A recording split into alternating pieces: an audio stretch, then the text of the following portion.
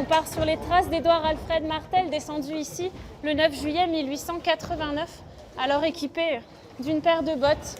Éclairé par une simple bougie sur son chapeau, l'explorateur est le premier à naviguer dans ces souterrains à 103 mètres de profondeur.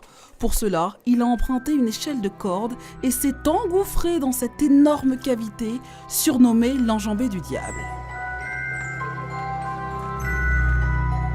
Tout commence il y a 170 millions d'années, à l'ère des dinosaures.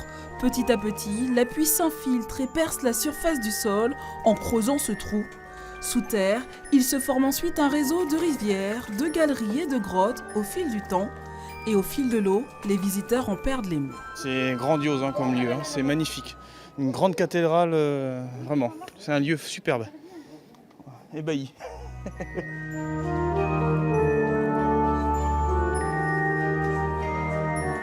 Ce qui m'a le plus étonnée, surprise, c'est ce que la nature a été faite dans le temps et ce qui nous a laissé aujourd'hui.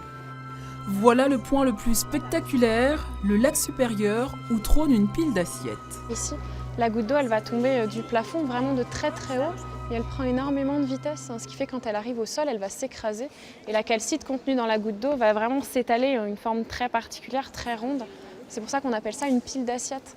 C'est typique des hauts plafonds, c'est quelque chose qu'on n'a pas dans toutes les grottes qu'on peut visiter en France aujourd'hui. 130 ans après sa découverte dans le Lot, le gouffre de Padirac reste l'une des plus grandes curiosités géologiques du pays. À la fois envoûtant et rafraîchissant, ici il fait environ 13 degrés toute l'année.